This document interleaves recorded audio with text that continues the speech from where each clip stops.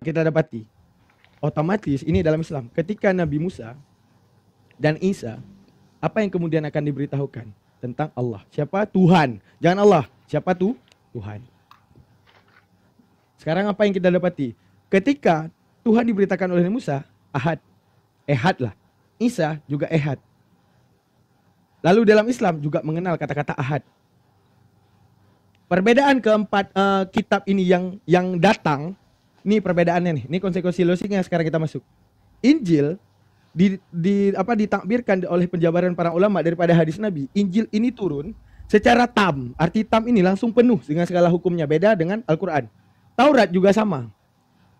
Artinya apa? Langsung sempurna di dalam pemahaman ataupun pemikiran ilham kepada Nabi Isa tentang ketuhanan. Ini juga tam, sempurna langsung. Langsung sempurna di dalam pemahaman Nabi Musa tentang siapa Tuhan. Oke, bedanya Al-Quran datang berangsur. Al-Quran datang pelan-pelan.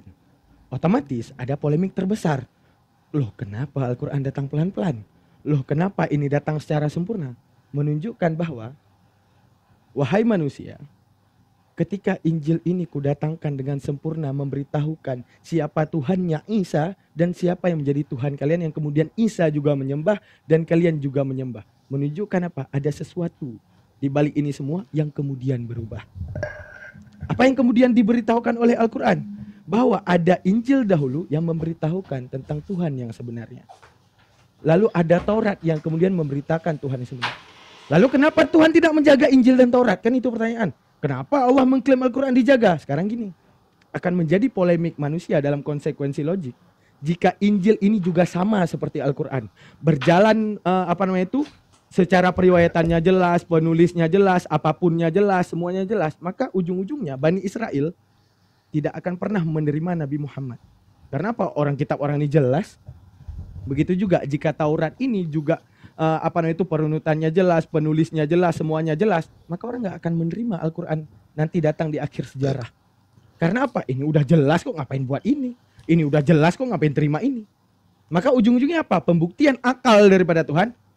Ingatlah wahai manusia, ingatlah wahai Bani Israel, ketika kuturunkan Injil, ketika Isa menjadi utusanku untuk memberitakan tentangku, akan tapi kalian ubah. Kalian mau dia dipandang hina sebagai manusia, kalian mau dia dianggap sebagai diriku. Apa dikatakan dalam Al-Baqarah? Dikatakan dalam Al-Baqarah, apakah benar Isa kamu yang mengatakan dirimu untuk disembah? Nabi Isa berlindung kepada Allah bahwa tidak sekalipun dia minta untuk disembah. Maka menunjukkan apa? Kenapa Al-Quran ini datang di akhir sejarah? Untuk kemudian merunutkan kembali siapa Isa, siapa sesembahan Isa. Maka menunjukkan gini, teori tentang arti kata palsu, bisa jadi ada bukti fisik yang asli untuk kemudian membenarkan, oh ini yang palsu, ini yang asli. Ada juga dengan adanya ciri-ciri. Ciri-ciri contoh gini, ada dua uang kertas, satu palsu, satu asli.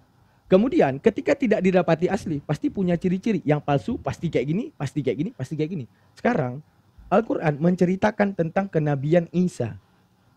Bahkan kita meneliti di Bible, berkali-kali Isa mengatakan dirinya utusan. Menunjukkan apa? Inilah kenapa Al-Quran datang di akhir sejarah. Yang kemudian para umat-umat menganggap dan memfitnah Tuhan, bahkan membunuh orang-orang yang mulia, bahkan memfitnah orang-orang yang mulia, di mana perjanjian lama Lot dipandang sebagai penzina daripada anaknya. Akan tapi dalam surat Hud di Al-Quran menjelaskan bahwa Lot tidak pernah sekalipun menzinahi anaknya. Ketika dipandang Daud sebagai ngintip orang mandi, akan tapi dalam Al-Quran membenarkan kembali bagaimana di dalam Taurat difitnahnya Daud. Ketika Nuh mabuk-mabukan, di dalam Al-Quran membela lagi Nuh bahwa Nuh tidak pernah sekalipun mengingkari mengingkari apa yang Allah kemudian sampaikan. Berarti menunjukkan apa? Al-Quran ini membenarkan kitab yang terdahulu, cerita-cerita yang kemudian dibuat-buat untuk kemudian memfitnah orang-orang yang suci, seperti Lot, seperti Daud, seperti Nuh, dan beberapa nabi yang lain. Karena ada ayatnya dalam Al-Quran, wahai Bani Israel, engkau keras kepala, beberapa utusan telah diantarkan kepadamu, akan tapi kamu semuanya dustai, bahkan kamu bunuh para nabi tersebut. Mana buktinya? Di dalam Yasin dikatakan, Nabi Isa mengirim dua utusannya, yaitu Shadiq dan Masduq. Sadik dan Masduq. Dan ketiga adalah Sam'un. Ketika sampainya Sadik memberitakan tentang Allah Subhanahu wa taala dibunuh, Masduq datang dibunuh, Sam'un juga datang juga dibunuh. Menunjukkan apa? Inilah kerasnya Bani Israel. Maka kemudian ketika Isa datang juga difitnah untuk kemudian dijadikan berhala oleh mereka. Apa yang dikatakan oleh Yahudi dalam Tauratnya, bahwa Isa itu dirajam, telah dibunuh. Apa kata Allah? Wa ma qataluhu, tidak mungkin orang yang kumuliakan kemudian akan kubunuh dengan secara keji seperti itu. Kristen mengatakan Isa telah aku salib ataupun Yesus telah aku salib. Apa kata Allah? Wa ma salabuhu, untuk memberitakan kembali tentang siapa sih Isa yang sebenarnya. Karena apa? Tidak mungkin seseorang yang kupandang mulia Isa yang memberitakan inni rabbi wa rabbukum, Lukas 4 ayat 8, ini Tuhanku dan Tuhanmu. Akan tapi kemudian difitnah menjadi Tuhan. Artinya apa? Apa kata Tuhan? Wa ma shalabuhu, tidak akan pernah aku hinakan Isa di atas kayu salib. Makanya saya bilang bahwa di dalam Al-Quran inilah Kristus sejati, tidak pernah mengutuk Yesus di atas kayu salib. Akan tapi apa? Orang yang mulia ini kemudian dibela penuh oleh Tuhan untuk tetap dipandang manusia, untuk tetap dipandang sebagai sebagai utusan, tetap dipandang sebagai pembawa kebenaran tentang Tuhan. Itu konsekuensi logiknya. Jadi konsekuensi logiknya, kalau seandainya Injil ini juga Allah pelihara, kalau seandainya Taurat ini juga Allah pelihara, maka ujung-ujungnya apa? Ketika Al-Quran datang, ngapain kami imani? Orang Injil udah jelas. Ketika Taurat sudah jelas, ngapain kami imani Al-Quran? Orang Taurat sudah jelas, maka kita dapati daripada fakta-fakta yang dibuka oleh Bang Jibril, di mana di abad pertama belum pernah ditemukan evangelion tersebut. Di mana kita melihat penulis-penulisnya itu tidak pernah ditemukan siapa penulis Lukas, siapa penulis Matius, siapa penulis Yohanes. Untuk menunjukkan apa? Ada announce di dalam Al-Quran yang paling besar. Celakalah mereka yang menulis kitab-kitabnya dengan tangan mereka sendiri. Untuk menunjukkan bahwa ada sesuatu yang kemudian benar, akan tetapi mereka selewengkan. Di dalam Taurat ada sesuatu yang pasti benar, yang kemudian mereka selewengkan. Announce terakhir daripada Tuhan. Ingat, Yahudi itu terlalu menuhankan para rabi-rabinya. Pagi-pagi udah bahas Injil aja, bro. Ya. Jeff, santai aja. Nanti kita jelasin. Di mana para rabi-rabi di sini, artinya menuhankan di sini. Menuhankan di sini artinya apa? Mereka terlalu mengikuti rabi-rabinya, yang kemudian rabi-rabi tersebut menulis di dalam Taurat bahwa adanya pemahaman anak Allah, adanya Daud yang difitnah, adanya Lot yang difitnah, adanya Nuh yang difitnah. Tapi Al-Quran berada di akhir sejarah. Wahai manusia, Lot adalah penyampai tentangku untuk memberantas pola pikir manusia daripada homoseksual. Maka dialah menjadi hero dari, tidak mungkin seorang hero ini kemudian aku hinakan. Maka Al-Quran datang di akhir sejarah untuk membenarkan kembali cerita-cerita yang kemudian diselewengkan. Gitu Kak Sion. Oke. Berarti Injil dan Taurat itu tidak ada atau gimana? Gini Kak Sion, sama seperti pemahamannya di abad 1 Injil tidak pernah ditemukan. Menunjukkan bahwa ada satu pemberitaan daripada Isa yang sebenarnya. Gini. Sebentar. Injil dan Taurat itu ada nggak? Artinya ada nggak yang di ada. Kemudian gini, contoh gini paling mudah. Nih Kak Sion nih, misalnya yang jadi Nabi Isa itu ecanya Kak Sion. Kak Sion. Enggak, sebentar. Jangan, udah paham. Ini ada kan? Berarti kita bicara ada dulu. Ada. Dan tiada dulu kan? Ada. Sekarang gini. Itu ada. Gini. Oke. Udah. Sebentar. Lanjut dulu. Bentar Kak Sion. Udah, nih Kak Sion. Datang memberitakan Tuhan. Ada Daman di sini. Daman nggak mau dengar. Daman mau Kak Sion yang jadi Tuhan. Udah, ada orang lagi yang menerima Yang menerima Kak Sion sebagai utusan misalnya Bang Jip. Kemudian ketika ini yang diimani, maka ujungnya apa? Semua yang asli tentang yang ini dihilangkan untuk kemudian ini diimani.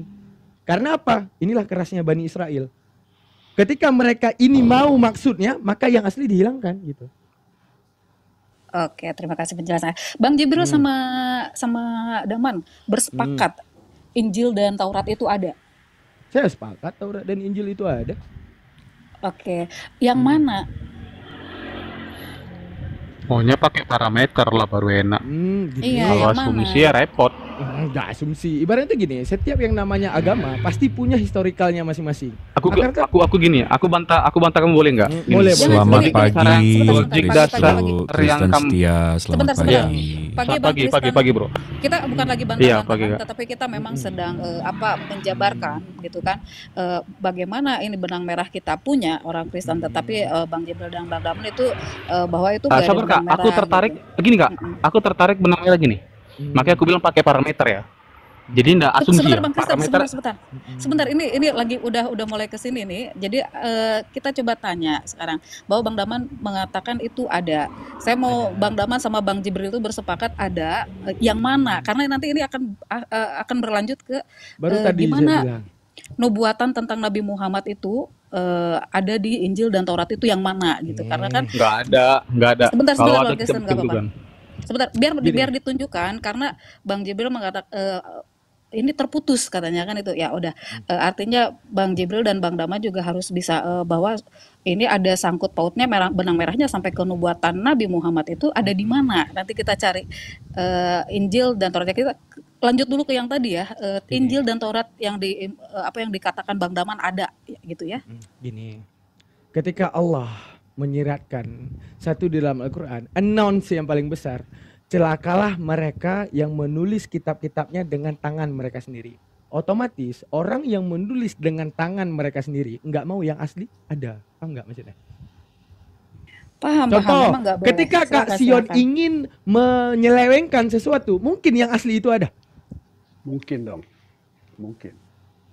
Udahlah Bang Jip, kasih tahu Bang Jip abad Pasti. 1. Ya udah Pasti, kasih yang tahu. pasti ada. Injil di abad 1 yang asli itu gimana? Yang saat Nabi Isa itu ada itu gimana? Bukankah di abad keempat ya Bang Jip baru ada itu? Iya. Ya, Bang Jip, gimana, Bang Jip? Kodeks itu kan tadi Oke, saya udah silakan tunjukin. Bang Jip, kasih tahu Bang Jip fakta-faktanya Bang Jip. Maka menunjukkan gini, jika literasi ataupun arah standarisasi asli itu emang ada, lalu kemudian kenapa setelah mati Yesus baru ada kitabnya? Kenapa saat Yesus ada dia nggak ada Nanti kitabnya? kalau Gitu. itu dijelasin Bang Dama, nanti kita yang jelasin kalau memang bertanya. Oke. Karena sekarang kita yang Islam dulu ya. Gorok Taurat, lehernya Bang Jip. ya, Taurat dan Injil yang berdasar Al-Qur'an itu dulu, coba silakan. Assalamualaikum. Waalaikumsalam warahmatullahi wabarakatuh. Iya tadi Waalaikumsalam. rumah. Rungkat Rungkat tadi. tadi. Tidur nih kayaknya Kores tadi. Ini saya tunjukin lagi. Ini data yang tadi ya. Bismillahirrahmanirrahim. Jadi benang merah ya, yang saya temui ini benang merah. Biblos yang kalian pegang sekarang itu sumbernya dari Sinaiticus dan Vatikanus. Meskipun ada kodeks-kodeks setelah ini yang ada di abad 9, 10 melengkapi lah. Tapi yang tertua ini Sinaiticus sama Vatikanus. Itu ditulis di 325 ke 350, berarti abad 4. Sebelum ini apa yang tertua? Adanya P90 dan P52. P90 itu bentuknya gimana? Ini dari The Center for the Study of the New Testament Manuscript. Second century, abad 2 ya. Bentuknya begini. 1, 2, 3, 4, 5, 6, 7. 7 baris. Nggak ada urusannya sama, nggak ada tuduhan Yesus apa, nggak tertulis di sini. P9 ini P52, habis itu P90. Ini second century juga. Tulisannya kayak gini. Nih, satu lembaran juga, ya. Nah, jadi dari sini ke sini ada nih benang merahnya nih. Ini nyambung nih. Ya. Nah, tapi dari sini ke sini itu nggak ada buktinya, nggak ada. Ini kita dari mana tahu kalau ini yang nulis Yohanes, Markus, Lukas? Nggak ada. Dari sini apalagi kita nggak bisa tahu Yohanes nulis di ini, kita nggak bisa tahu nih penulisnya siapa. Terlebih lagi terputus 150 tahun antara ini sama ini. Nah, antara ini, sama Yosua, sama Lukas, Matthew, Markus, John, Paul, ini nggak ada hubungannya juga.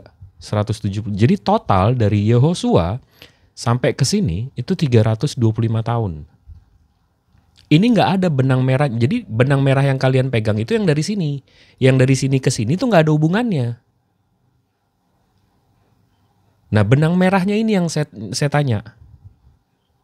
Gimana saya mau mempercayai ini, tulisan ini, ayat ini, kalau yang nulis abad 4? gitu Oke, loh. nggak apa-apa itu abang nggak usah percaya. Maksud aku sekarang kan kita lagi bertanya ke Injil dan Tauratnya Injil yang menurut Islam, Injil Taurat menurut Islam, Injil itu firman yang diturunkan terhadap Nabi Isa.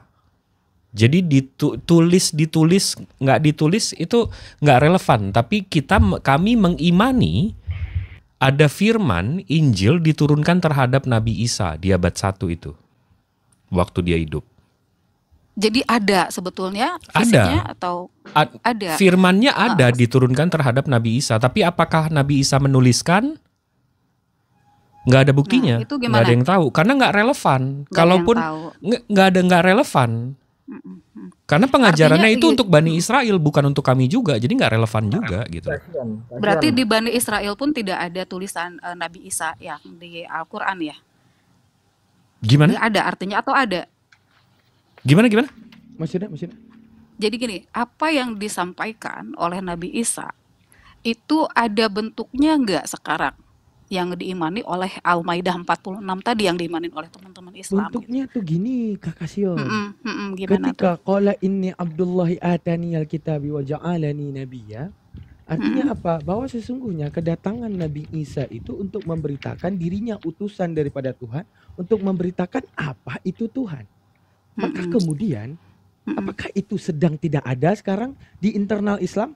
Di mana Islam meyakini Nabi Muhammad sebagai pemberitaan tentang Tuhan, meyakini Nabi Isa tentang pemberitaan tentang Tuhan, meyakini Nabi Musa memberi pemberitaan tentang Tuhan. Kemudian kenapa tidak ada?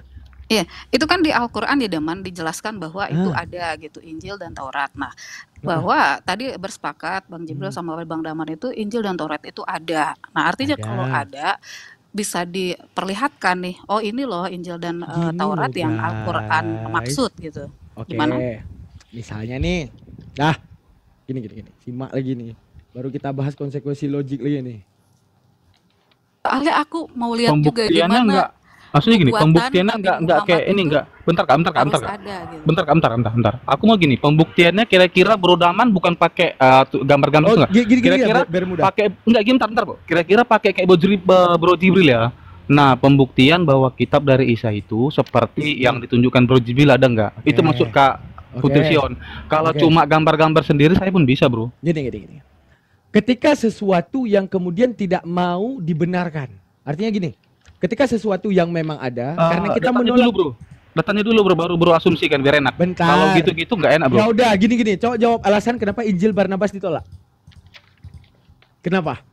Karena bukan kemudian dibilang enggak. Saya enggak Injil akan Barnabas itu ditolak karena bidat bukan pemahamannya. karena bidat. Oke, karena yang menulis itu bukan dari para rasul. Oke, sekarang ketika tahu dari Lukas, mana Matius, Codex Yohanes Sinaiticus? tidak ditemukan siapa penulisnya.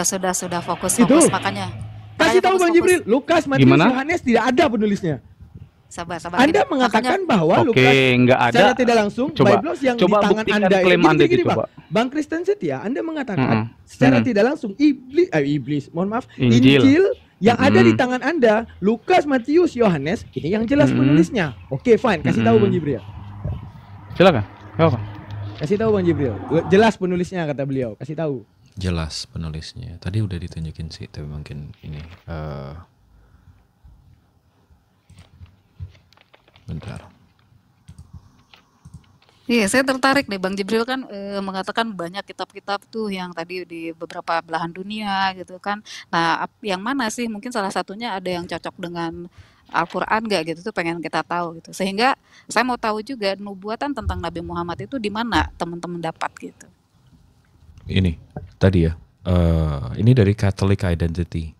Ini dari Service of Brisbane Catholic Educations. Jadi Katolik, edukasi Katolik. Di sini ditulis who wrote the gospel and when. Siapa yang menulis gospel dan kapan. Ini tadi udah saya tunjukin ke Putri Sion sih. Penulis Injil yang menyandang nama Markus tidak diketahui. Ini Markus. Habis itu ini Matthew atau Matius. Penulis Injil yang menyandang nama Matius juga tidak diketahui secara pasti. Bang, ini kan kita ngobrolnya Matius itu kan Lukas, itu kan Injil yang Kristen pakai sekarang ya, Biblos kan. Iya. Nah, karena itu makanya make sense ini. Karena putus 350 tahun, Jadi nggak Ya. ketahuan yang ini tuh yang nulis siapa. Oke, udah itu kan selesai nih punyanya kitab Biblos Nggak, tadi udah kan selesai. Bang Kristus nanya, katanya jelas. Iya. Jadi kalau untuk Biblos udah lah kan teman-teman Katanya Barnabas nggak tidak. jelas penulisnya. Nah ini apa kabar gitu? Iya Enggak, sama. Udah. dulu Barnabas yang nulis siapa? Sudah fokusnya. Bentar Harus dulu, tanya bentar dulu. Barnabas Jangan- yang jangan Anda dibatasi, pegang Kak. dulu. Aduh. Gini, Barnabas nggak Silakan. kita pegang dan nggak Oh, diimani. nggak pegang ya udah, nggak Oke. usah dibahas ya. Yang udah dipegang aja. Itu dari mana gitu? Yang nggak dipegang Sudah. udah bodo amat dah. Yang udah dipegang aja coba. Itu dari mana? Lukas itu siapa nulis?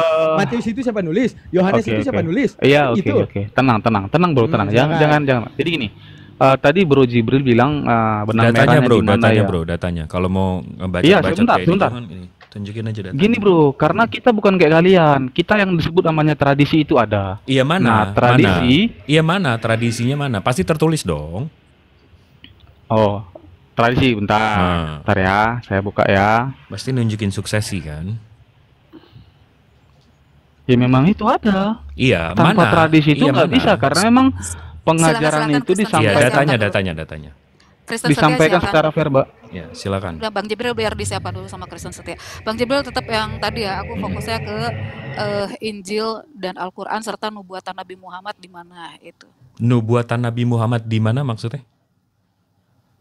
Apakah tentang kedatangan Nabi Muhammad itu memang sudah dinubuatkan sebelumnya? Karena kan terputus tadi kalau yang pemahaman Bang Jibril itu terputus tuh gitu kan. Nah, terus ada Al-Qur'an itu benang merahnya dari mana? Al-Quran gitu kan. ini menjelaskan dirinya sendiri. Nah, Nggak perlu kitab-kitab sebelumnya. Nah, nggak gini. Gak apa-apa, itu kan Mas menurut Jibril. Bang Jibril Justru ya. kedatangan Al-Quran menceritakan kembali apa yang telah diubah. Ketika dikatakan Daud itu mabuk-mabukan, Al-Quran nggak pernah nyemat itu. Ketika disebutkan Lot, ketika Lot disebutkan menzinahi kedua anaknya, mari kita berikan ayah kita anggur agar kita bisa tidur dengan ayah, itu nggak pernah ada. Di Hud menjelaskan kembali bahwa Lut itu adalah utusan Allah. Lut itu adalah perantara daripada Tuhan, yang kemudian Tuhan memberitakan dirinya, yang kemudian Nabi Lut menyampaikan tentang Tuhan, agar tapi mereka justru memaham ke arah homoseksual. Kemudian dilaknatlah kaum Sodom. Karena apa? Itulah arti membenarkan kitab-kitab sebelumnya gitu. Ini yang perlu saya garis bawahi di sini ya, Mbak Putri Sion ya. Iya, silakan. Mbak Putri Sion kan perjanjian baru kan bergantung terhadap perjanjian lama. Betul nggak? Betul. Al-Quran Kelanjutannya tidak itu. bergantung terhadap kitab sebelumnya. Iya, itu kenapa nggak bergantung? Untuk apa? Karena udah nggak ada sanatnya juga kan? Udah berubah-berubah juga kan? Bang Jibril sebentar. Bang Jibril sebentar ya. Kita buka di Al-Maidah 48. Dan kami telah menurunkan kitab Al-Quran kepadamu, Muhammad, dengan membawa kebenaran yang membenarkan kitab-kitab yang diturunkan sebelumnya dan menjaganya. Ya, sekarang gini Kakak Sion pertanyaannya. Itu kaidah bahasa Arabnya tuh. Oke. Kakak Sion, gini pertanyaannya. Arti kata membenarkan adalah sesuatu yang tidak benar, kemudian ada satu dalil yang membuktikan ini benar kan gitu. Sekarang orang yang suci yang memberitakan Tuhan mungkin nggak menjinahi kedua anaknya. Seperti Nuh yang datang kemudian mabuk-mabukan. Itu menunjukkan bahwa ada satu di mana ada fitnahan terhadap orang-orang yang mulia. Akan tetapi dalam Al-A'raf apa yang dikatakan, wahai Bani Israel, wahai para Sabi'in, wahai Nasrani, telah banyak kuturunkan nabi dan rasul kepadamu yang kemudian kamu bunuh, yang kemudian kamu fitnah. Sekarang fitnah tersebut terbukti di dalam perjanjian lama, di mana tidak pernah tersemat dalam Al-Quran Daud yang mabuk-mabukan itu, Nuh yang mabuk-mabukan itu, Lot yang menzinahi anaknya itu, tidak pernah. Arti membenarkan, menceritakan kembali setingkat ini mulia para nabi Tuhan, gitu. Iya, Itu makanya arti kan ini balik membenarkan. lagi nanti, ya nanti balik lagi kepada Al-Quran dan Injilnya yang mana. Karena gini, Alkitab itu memang berbicara menceritakan tentang banyaknya orang-orang yang dipakai Tuhan pun tetapi mereka jatuh di dalam dosa. Nah, itulah banyak pembelajaran yang bisa didapat di sana bahwa orang-orang bisa dibilang orang-orang terdahulu pun ada jatuh di dalam dosa gitu. Lalu mereka pada saat jatuh di dalam dosa apa yang mereka lakukan? Itulah pembelajarannya di dalam Alkitab gitu. Itu tidak hanya yang baik-baik saja tetapi apa yang kejatuhan manusia ke dalam dosa pun itu memang tertulis gitu. Nah, sekarang kita ya memang seperti itu. Kembali ke itu yang tadi ya, kita tetap fokus kepada Injil dan Taurat yang kita harus temukan benang merah ya, Bang Jibril. Bang Jibril. Nah, Assalamualaikum warahmatullahi wabarakatuh. Waalaikumsalam warahmatullahi wabarakatuh. Waalaikumsalam Pak Somad. Iya. Bang Nanti Jibril silakan. tadi kan ada statement Bang Jibril tuh. Injil itu firman apa kitab Bang Injil? Diturun ke Nabi Isa itu firman apa kitab? Asalnya firman yang kemudian dibukukan oleh murid-muridnya, yang kemudian diselewengkan oleh orang-orang yang tidak mau menerima apa yang disampaikan oleh Isa. Bang Daman. Yang diterima Nabi Isa ini firman apa kitab? Firman melalui Jibril yang disampaikan oleh Jibril Bukan kepada kitab Bang. Bukan kitab Bang Daman. Bukan kitab. bukan kitab, langsung firman. Oh, kita buka Maryam 28. Ya. 30. Oke, dah silakan buka. Oke, Ya, gas. silakan. Gas. Itu pertanyaan-pertanyaan Anda udah duluan saya teliti dah cepat. Buka. Maryam berapa? 19. Oke, bacain. Kok 19? Maryamnya kan 19, ayatnya 28. Oke, ayat 28. Apa yang dikatakan?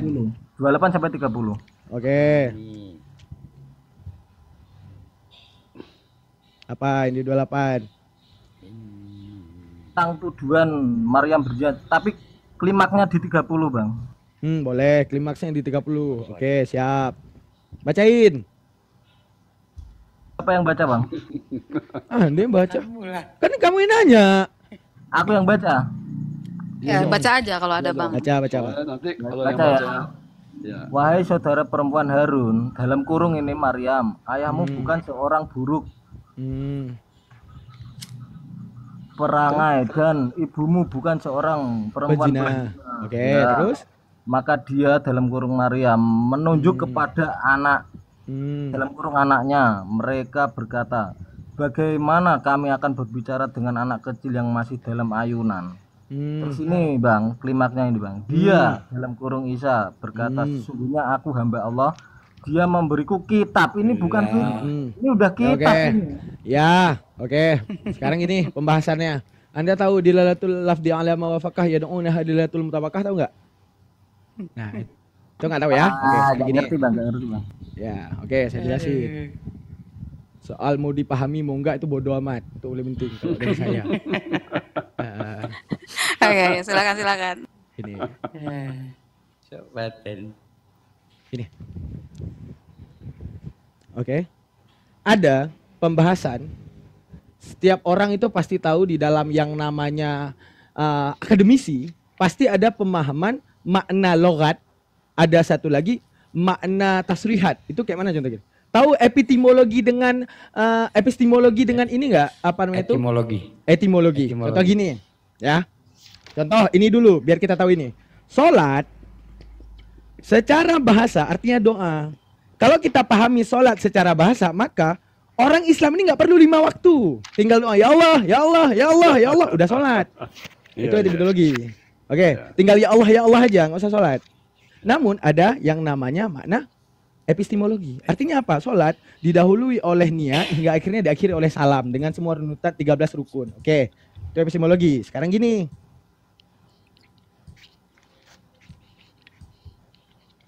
Yang Anda pikirkan kitab dalam makna logat. Apa kitab dalam makna logat? Susunan yang telah dibukukan. Susunan, arti kitabun ini susunan. Dah. Berarti bagi pemahaman Anda secara logawi. Arti daripada kitab ini harus tersusun, harus tertulis, harus gini. Sekarang pertanyaan saya, anak kecil tulis kitab ngapain? Berarti gini, Isa dilahirkan, gedebuk jatuh Al-Quran, jatuh Injil, wah, ke atas kepala, kan gitu pemahamannya. Kan gitu, gedebuk jatuh ke kepala kan? Kalau kita pahami. Akan tapi ada banyak epistemologi. Kitab Bang, bukan firman Bang. Iya, kitab. Makanya saya bilang tadi, dulu, secara dengar dulu, Bang. pemahaman logat, ini artinya susunan udah benar. Akan tetapi, benarkah kita memahami kata kitabun yang tertulis dalam Al-Maryam itu ke arah makna logat, artinya susunan, maka menunjukkan ceritanya tuh gini. Ketika Maryam lagi gendong Isa, aku telah diturunkan kitab, ini buktinya, kepala aku benjol, jatuh kitab dari langit. Kan nggak mungkin. Maka arti kitab ini adalah epistemologis yang kemudian firman itu ditanamkan ke hatinya, diajarkan ke muridnya, muridnya membukukan hal tersebut. Maka dalam hal pembukuan ini, orang yang tidak mau menerima Isa menulis kembali kitab tersebut. Ketika telah ditulis kembali, adanya Al-Baqarah. Al-Baqarah mengannounce, memperingatkan secara keras celakalah mereka yang menulis kitab-kitabnya dengan tangan mereka sendiri. Seperti itu Bang penjabarannya. Maka menunjukkan pemikiran Abang kata-kata kitab tadi ke arah susunan. Mohon maaf, kami masih punya epistemologi di balik kata-kata yang bersifat apa tadi? Etimologi gitu Bang. Paham ya? Udah duluan saya teliti Bang. Makasih ya Bang ya. Mau dipahami mau enggak enggak apa-apa. Mau ngeyel juga enggak apa-apa. Lanjut. Padaman. Oke. Padaman. Halo. Padaman, saya kira ya. Enggak, ini saya masih nunggu Coba nih datanya Kristus Setia nih. apa? Hubungannya, Tadi korelasinya. dijelaskan ya. Yang satu. Astagfirullah, lihat nih Roh Kudusnya ini bentar. Ya, Ya, Padaman. Jadi saya menangkap, saya Kristen ya. Saya menangkapnya itu tadi penjelasan bagus ya, suka ya. Artinya kita nggak tiba-tiba gedebuk gitu ya. Jadi kita dalam menginterpretasi itu menggunakan tafsir, yaitu knowledge, atau takwil berdasarkan reason gitu loh. Takwil Iya kok kan? reason? Takwil Ya. kok reason Bang? Iya, takwil itu based on reason kan. Nah, kayak mana tuh? Kalau tafsir Anda itu- kalau ingin ngomong satu ilmu di dalam logawi bahasa Arab, hati-hati. Misalnya gini, takwil itu apa, tafwid itu apa, nasakh, mansukh ataupun beberapa perunutan itu jelasin dulu ke saya, jangan salah pemahaman Anda gitu. Karena saya orang yang meneliti gitu. Betul. Nah, Makanya saya kan bukan ahli bahasa Arab, tapi saya kan belajar. Ya mungkin Oke. belajar saya salah ya, tapi yang saya kenal itu kalau membedah interpretasi itu bisa pakai pisau yang namanya tafsir, yaitu tafsir itu based on knowledge ya. Tetapi takwil itu based on reason, jadi ijtihad, balik lagi gitu loh. Takwil kok Jadi kalau ijtihad? arahnya takwil, Bang, takwil itu rumus, jangan salah Bang. iya Gini. rumus, reason tuh rumus. Jadi Gini, satunya reason knowledge. gini. Apa namanya itu? Kalau interpretasi itu bukan rumus, asumsi itu anti interpretasi, Bang. Udah. Tapi kalau itu berbicara masalah takwil, itu hukum ataupun rumusan dasar. Contoh gini, Bang. Ada orang yang ngomong, luas kamar itu 27 meter sesuai panjangnya kali lebar kali tinggi. Udah, itu menunjukkan apa? Itulah arti takwil tersebut. Ketika dia menemukan rumusnya, maka dia temukan hasil akhir. Ada orang yang bilang, salah. Lebarnya 25 meter menurut saya tanpa rumus. Itu yang namanya asumsi gitu, Bang. Ataupun interpretasi dia. Jadi tafsir apa? Tafsir itu adalah para ulama meneliti daripada segala perkataan Nabi di balik penjabaran para nabi, Nabi Muhammad untuk kemudian bisa merunutkan Al-Qur'an tersebut. Gini, Bang, ini ilmu lagi nih biar Abang tahu Al-Qur'an tuh. Maka akan timbul pertanyaan tuh gini, Bang. Timbul pertanyaan, kalau Al-Qur'an katanya lengkap, buat apa hadis? Kan gitu, Bang. Akan timbul pertanyaan, ya enggak? Iya, Ya, betul. Nah, oke, kita jawab. Al-Quran diturunkan oleh Allah Ta'ala untuk menjadi zikir, untuk menjadi doa, untuk menjadi tempat ibadah. Artinya apa? Tempat orang Islam untuk kemudian ibadah, bahkan menjadi hafadha. Artinya apa? Penghafalan daripada firman-firman Tuhan. Sekarang gini, jika metode penulisan itu, metode ilmiah itu, di dalam pola pikir manusia ada dua. Apa itu? Metode pokok, ada satu lagi metode rinci. Contoh, Bang Jibril menciptakan satu karya ilmiah secara pokok, pembahasan. Maka adanya seorang Daman yang ingin menjelaskan maksud Bang Jibril, otomatis Bang Daman akan menjelaskannya secara rinci di balik apa yang pokok menurut Bang Jibril. Sekarang gini, metode Al-Quran dan metode hadis, dua metode yang berbeda. Sekarang gini, Al-Quran. Metode Al-Quran ijmal. Nggak percaya Bang ijmal? Al-Quran cuma menjelaskan aqimus sholah, sholatlah kamu. Tapi soal niat, ruku, salam, al-fatihah, duduk di antara rasul, nggak dijelasin di dalam Al-Quran, Bang. Nggak dijelasin. Tapi itu tentang sholat dibilang. Bentar Bang, bentar, sabar dulu, sabar. Metode hadis, metode Al-Quran tadi ijmal. Arti ijmal apa? Pokok. Ijmal. Oke. Metode hadis yaitu ketika Nabi Muhammad adalah orang yang memberitahukan tentang Tuhan, yang kemudian akan menjelaskan maksud Tuhan daripada apa yang diwahyukan kepadanya, maka metode daripada Nabi adalah tafsil. Apa tafsil? Rinci. Jadi menunjukkan gini, seandainya Al-Quran menggunakan metode tafsil tanpa Nabi, maka 3 tronton adalah isinya Al-Quran semua, Bang. maka bagaimana umat muslim akan beribadah dengan Al-Quran yang sebanyak 3 tronton? Bagaimana orang muslim kemudian akan menghafal Al-Quran yang sebanyak 3 tronton? Bagaimana kemudian orang muslim akan beramal ibadah di Al-Quran yang sebanyak 3 tronton? Maka adanya Al-Quran dengan metode ijmal. Metode ijmal itu seperti contoh gini bang, resep membuat kari. Ya. Apa? Bawang. Apa? Bumbu. Ya. Apa kemudian? Cabai. Ini ijmal namanya, pokok. Rinci gimana? Bawang suwir-suwir 5 potong. Bumbu kemudian cari gula gula ini bla bla bla bla lengkuas dan segalanya. Itu namanya tafsil. Akan tetapi metode apakah yang pokok ini tidak lengkap? Lengkap secara pokoknya. Ijmal adalah penjelasan tentang pokok tersebut. Gitu Bang. Daman ini udah jauh banget melenceng dari aslinya. Gini Bang Crypto, Bang Crypto Lines yang Bang Daman menjelaskan barusan, ini contoh ya, contoh. Di Al-Quran itu pokok-pokoknya Bang, yang menjelaskan itu yang menerima. Jadi contoh dalam Al-Quran itu Bismillahirrahmanirrahim, ya ayyuhallazina amanu kutiba alaikumusiyam kama kutiba alal ladzina min qablikum la'allakum tattaqun. Diwajibkan atas kamu berpuasa sebagaimana orang-orang sebelum kamu. Bagaimana puasanya? Lihat Nabi Muhammad bagaimana. Bukan lihat Nabi Muhammad, lihat hadisnya. Nabi Muhammad itu berpuasa seperti apa? Jadi sempurna kami mengikutinya. Tapi yang Bang Daman tadi ngasarin 3 tronton itu, kalau tiba-tiba di Al-Quran ditulis kamu diwajibkan berpuasa setelah subuh, berhenti, habis itu sahur jam 6, habis itu nanti bukanya ini, yang boleh dimakan ini, yang nggak boleh. Jadi 3 tronton Al-Quran ya Bang. Nah, jadi pokok-pokok doang yang ada di Al-Quran. Tapi yang menjelaskan bagaimananya, yaitu kelakuan yang menerima, yaitu Nabi Muhammad. Nah itu apa hubungannya dengan ilmu Bukan belum klimaks tadi. Nah ini klimaksnya. Jadi mufasir, astagfirullah. Jadi mufasir, nih mufasir. Kan orang-orang ahli tafsir tadi ya. Ahli tafsir ini Bang bukan si penerka Bang. Ahli tafsir ini menjelaskan Al-Quran, kemudian itu diambil daripada metode ijmalnya Al-Quran, daripada metode tafsilnya hadis.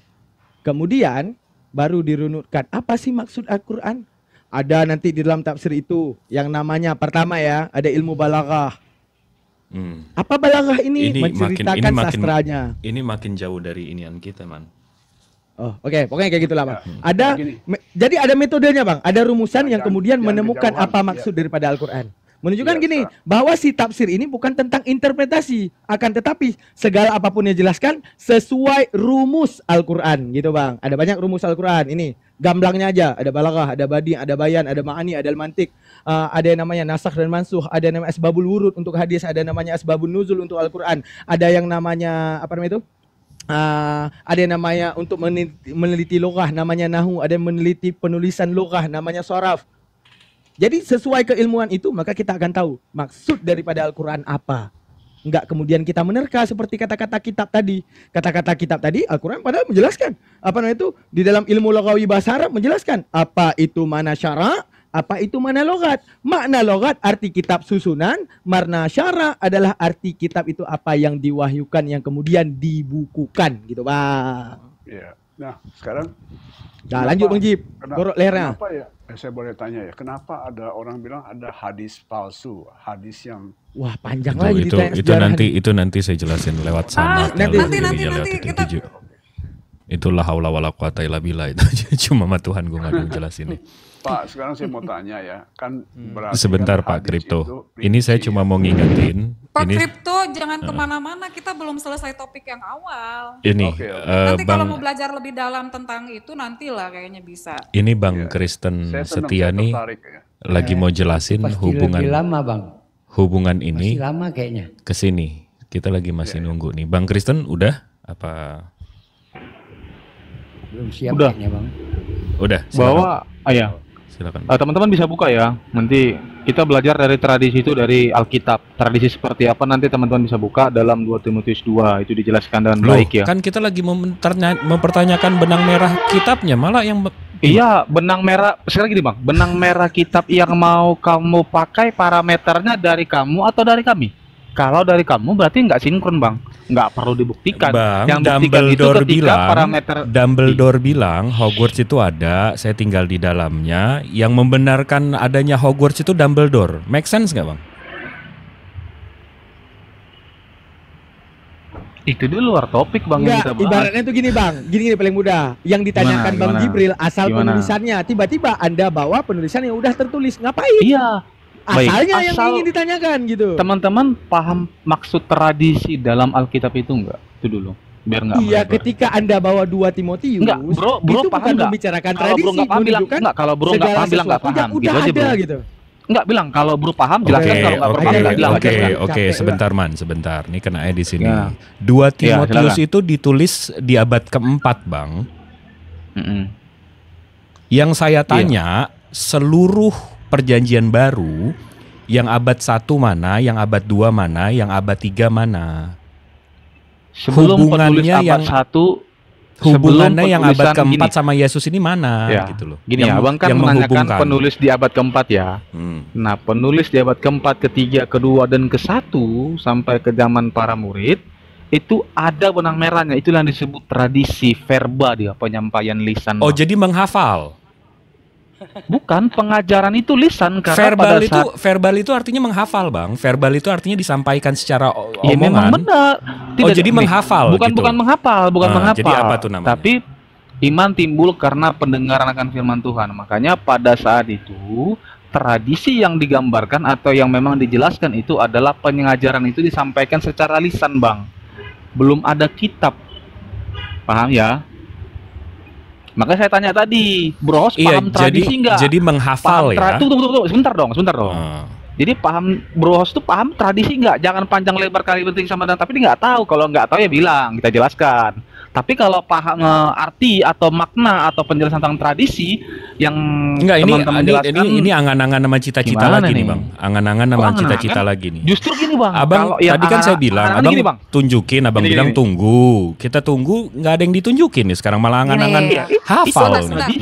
Sebentar Pak Kristen, Pak Jibril gini. Makanya Pak Kristen kita jangan nyela dulu karena gini. Ini kan Pak Jibril itu bertanya tentang benang merah. Kalau Pak Kristen kan udah pegang tuh benang merah ya. Nanti pada saat dipertanyakan itu kita jelaskan. Karena gimana mau mengerti. Enggak gitu, Kak. Gini enggak, tunggu sebentar. Sebentar Kristen gini. Kita fokus dulu ke yang tadi gitu. Ini enggak, bentar dulu. Enggak, boleh saya tunjukin aja enggak mestinya gimana? Iya, sabar dulu kita, sabar. Boleh pakai kalau kita lihat parameter kamu bagaimana, Bro? Enggak apa-apa, Bro. Oke. Kalau memang ada parameter, silakan. Boleh enggak saya tunjukin mestinya gimananya? Boleh, nggak apa-apa. Asal parameter sesuai dengan sejarah ya. Iya. Kalau parameter itu nggak sesuai dengan sejarah berarti itu mantap. Perlu dipertanyakan. Saya suka kalau udah berbagi tentang Taurat ini enak. Mantap. Silakan. Ini yang Kristen tanggung jawab nih. Rokok saya lagi jadi banyak habis nih gara-gara kalian semua nih. Sorry bro, sorry.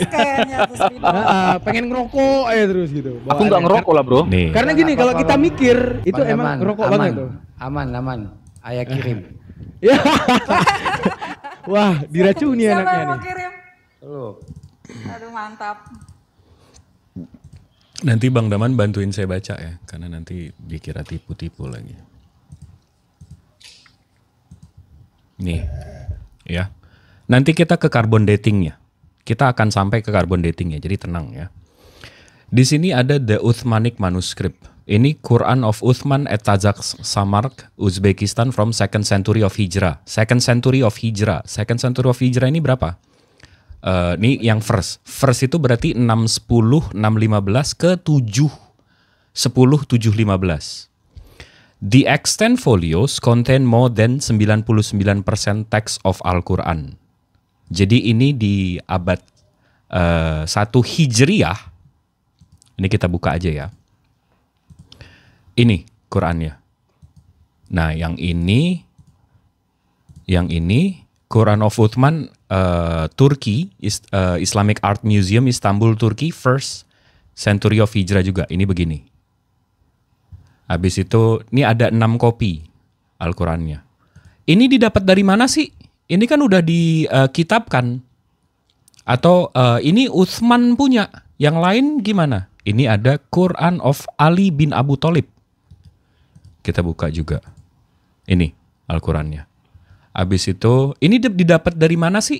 Ini Al-Quran yang ini kan udah dikitabkan. Nggak mungkin dong Nabi Muhammad langsung mengkitabkan. Oh, ini dari sahabat-sahabat Nabi. Ini catatan sahabat-sahabat Nabinya. Ini kalau dilihat datingnya, mid first century of Hijrah. Artinya 610 ke 660. Nabi Muhammad meninggal 632. Berarti waktu ini ditulis Nabi Muhammadnya masih ada.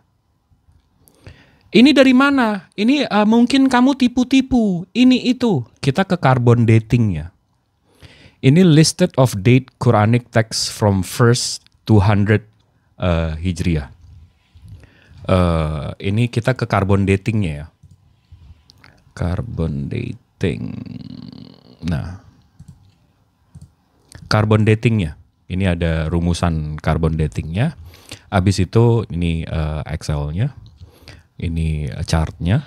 Habis itu ini yang tadi saya tunjukin. Begitu dites, tulisan ini berasal dari 614 ke 656 dengan kemungkinan 95%. Ya. Jadi ini yang tadi saya bilang mid first century of Hijrah itu benar begitu di carbon dating. Ya. Woi, yang di Birmingham cuma 2 lembar. Hahaha. Oke, ini nanti itu nggak tertua. Ini yang tertua. Ya kan kalau komen-komen ini kadang-kadang botol-botol. Habis itu yang kedua, Codex Dam 0125. Ini 606 ke 649 dengan presentasi 95,4%. Habis itu ini yang Birmingham. Di sini surat Toha, di sini surat Maryam. Ini membuktikan bahwa di zaman Nabi Muhammad suratnya itu udah diurutkan. Ini 568 ke 645 dengan kemungkinan 95%. Ini carbon datingnya ya. Ini ada 14. Kita nggak mungkin pergi satu-satu. Udah. Abis itu gimana kita melihat authenticity-nya? Nih, yang ini, alhamdulillah, saya punya serat ini berapa halaman? 822 halaman. Ya, dari surat mana? Dari Al-Fatihah, Al-Baqarah, sampai 114 surat. Nah, kita cek nih sama Al-Quran yang sekarang. Contoh, surat 109. Man, atau 110 deh. Man, tolong baca, Man. Idza jaa nasrullahi wal fath. Sekarang saya buka di sini. 110 ya, 110. Coba baca, Man. Idza jaa nasrullahi wal fath. Nah, habis itu yang ayat kedua biar saya ya. Wa ro. Aita.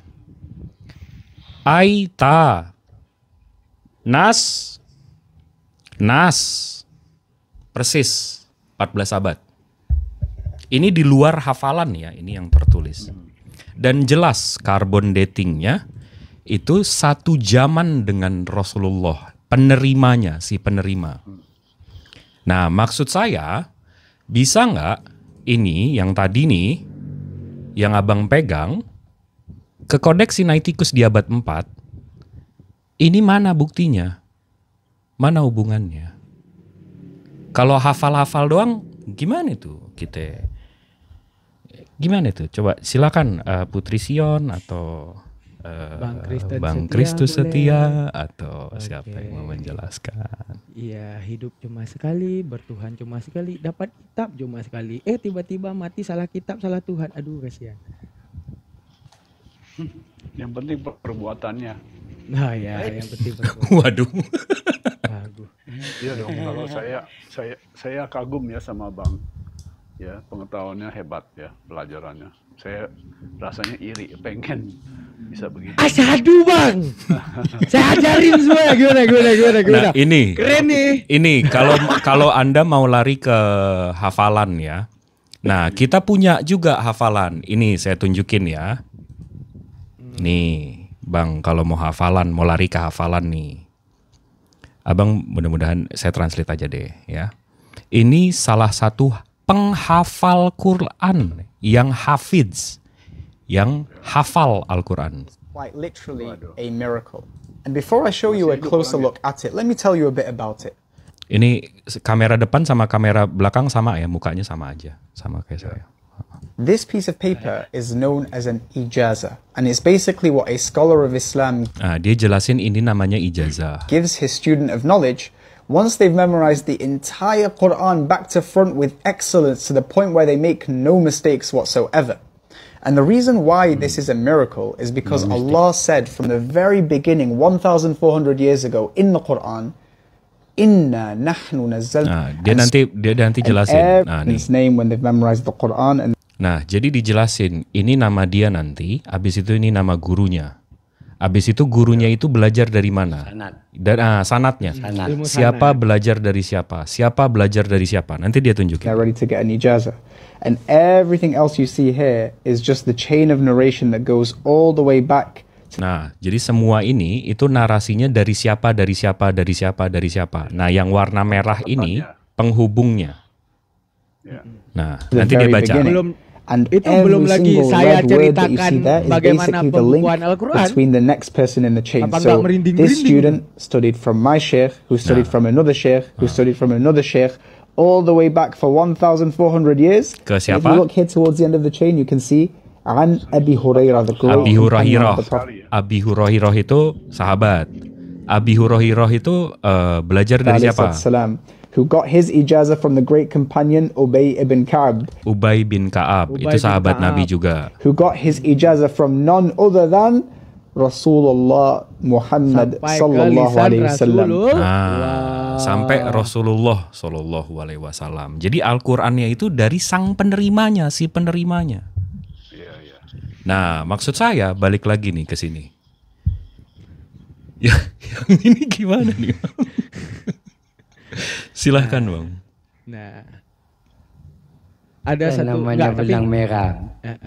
Enggak, itu benang biru. Itu yang dimaksud Sulam Bang Jibril. jadi kelambu. Jadi gini, kalau kita ingin membahas bagaimana cara pembukuan Al-Quran di kalam fala hufadha yang kemudian orang Quraisy ingin mencampuri hafalan mereka itu, ingin mengubah Al-Quran. Itu kalau saya bahas merinding-merinding gitu kan. Oh ya. Ya. Itu di mana para hufadha itu ada nanti yang ngaku-ngaku sebagai hufadha gitu. Di mana kecerdasan daripada 4 sahabat Nabi ini dalam meneliti Al-Quran, mana yang kemudian diubah, mana yang kemudian ayat-ayatnya diada-adakan gitu. Ada yang coba nambahin alif, habis itu dicoret. Banyak. Itu ada. Saya ada manuskripnya semua yang ditambah-tambahin. Nah, ada. Sampai ayat ini pernah dapat enggak? Yafdi da rijlu arba. Enggak, tadi kan Bang Daman. Itu ayat Bang Quraisy Daman, itu untuk Bang Daman, memasukkan ke Al-Quran. Kan tadi ada yang nanya gimana sih parameter kita. Nah, itu parameter kita. Nah, silakan di match parameternya. Oke, silakan Bang parameternya. Nah, oke, silakan Bang.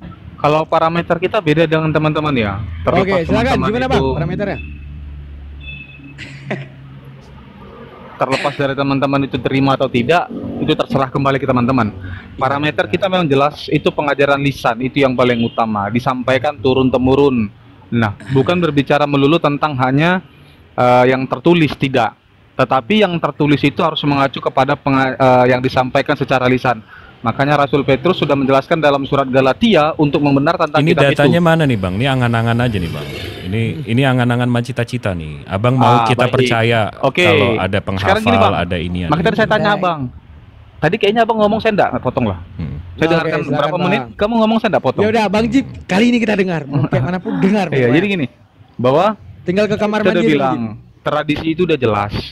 Pengajaran lisan atau verba itu, bentuk verba itu sudah diajarkan para rasul. Makanya para rasul membukukan itu dengan baik. Nah, apakah yang dibukukan itu bertolak belakang dengan pengajaran lisan? Tentu tidak. Makanya Rasul Paulus sudah menjelaskan dalam Galatia 1 ayat 6 sampai 12 dikatakan bahwa pengajaran itu sudah baik, dan jika kamu mengatakan percaya dan ini kepada pengajaran yang berbeda yang telah kami sampaikan secara lisan, terkutuklah kamu dan malaikat itu. Makanya dalam 2 Tesalonika tentang tradisi itu Bang, berbeda dengan tradisi yang maksud teman-teman. Tradisi harus ada karbon karena ini, beda. Kita bukan tidak parameter tidak sama. Yang penting dari parameter itu adalah pengajaran lisan. Makanya pengajaran lisan itu dituliskan oleh para rasul dalam 2 Tesalonika ayat 2 dikatakan supaya kamu jangan lekas bingung dan gelisah baik oleh ilham roh maupun oleh pemberatan atau surat yang dikatakan. Nah, jadi gini Bang. Sebentar Bang. Jadi gini. Kalau kita kembali ke topik yang diminta Kak siapa ya? Kak siapa tadi itu namanya? Nah, kembali ke topik, apakah Injil yang diterima oleh Isa? Nah, sebagai kita pembuktiannya parameternya apa gitu loh, kitabnya. Parameternya adalah akal kamu dalam menerima hal tersebut. Oh, bukan kitab yang diterima Nabi Isa gitu. Bukan soal kitab, bro. Kalau disebutkan Tuhan adalah manusia, di mana akal manusia tahu arti diferensia pembeda. Loh, berarti yang Tuhan dibuktikan sama Kak Sion tadi tuh teman-teman tadi yang bawa tertulis kitab itu salah. Gini. Kalau Bang, abang dari tadi bawa Tesalonika. Dah, abang bawa ayat Bible. Padahal yang kami mau tahu itu asas daripada Tesalonika, asas daripada Galatia, asas daripada hal itu semua. Pengajaran lisan, sama Bang. juga kayak ibaratnya gini, abang mau terima nggak ketika saya bawa satu dalil bahwa Isa itu tidak pernah disalib di dalam Al-Quran? Mau terima nggak? Enggak kan? Karena apa? Ayat-ayat itu sifatnya dogmatis, Bang. Tetapi yang kemudian itu menjadi kebenaran di luar dogma ketika akal kamu bisa menangkap hal itu. Oke, gini. Saya sepakat untuk itu ya, saya sepakat ya. Ambil benang merah, saya sepakat untuk itu. Pembuktiannya gini, bro. Kalau saya menceritakan tentang suatu suatu cerita lah tentang keluarga Bang Daman gitu ya kan. Tapi berbeda nih dengan yang disampaikan oleh keluarga Bang Daman sampai ke generasi yang akan datang nanti, cicit-cicit dari Bang Daman. Kira-kira yang harus dipercaya orang yang tertulis tapi berbeda atau yang disampaikan turun-temurun oleh keluarga? Yang paling masuk akal. Yang paling masuk akal apa itu, Bang? Standarisasi yaitu akal, karena hebatnya istimewa dari Tuhan. Iya, kasih tahu dong yang paling masuk akal memberikan itu apa? Akal untuk kemudian adanya rasio di akal untuk penyandingan rasio tersebut yang kemudian setelah rasio itu bersanding hasilnya konklusi konkret di dalam akal. Contoh gini, Bang. Anda mau terima kitab yang lebih terdahulu yang mengatakan lembu adalah kecoa ataupun yang mengatakan lembu adalah bagaimana itu, lembu itu adalah sebenarnya? Enggak, di mana lembu? Lembu atau kecoa di mana? Ini udah kemana-mana lagi. Ini udah kemana-mana lagi. Ini udah aneh deh. Enggak, kalau saya pakai misal lagi nih, Bang. Pemisalan yang jelas-jelas sudah terima akal. Ini sebenarnya tadi kan saya lagi ngobrol sama Putri Sion soal ini kan. Putri Sion silakan, ada yang ada yang ditanggapin kan? Bang Ayu jadi pinter nih. Selamat pagi, Bang. Ya, Setia, saya boleh mau tambahin atau gimana? Capek juga nih. Bang Setia, saya yang komentar. Saya kan Kristen sama-sama ya. Iya, silakan Bang. Kalau berdasarkan akal saya juga nggak bisa terima ya. Karena akal itu berlatar belakang pendidikan ya, umur ya. Bergantung kepada kesehatan jasmani ya. Enggak. Ini tetap kemana-mana nih. Ini yang saya tanya tadi, benang merahnya mana gitu loh. Kalau ukur, kalau di dalam Islam tadi, saya lihat itu objektif ya, berdasarkan karbon ya, berdasarkan bukti. Kalau kita kan punya papirus ya, papirus yang di Dead Sea Scrolls itu ya, membuktikan kitab Yesaya ya, keaslian ya. Tapi surat yang segede bembeng itu, Bang. Apa? Yang sekecil bembeng. Enggak, Dead Sea Scroll itu perjanjian lama. Yang saya bahas ini perjanjian baru, Pak. Benang merah perjanjian baru gitu.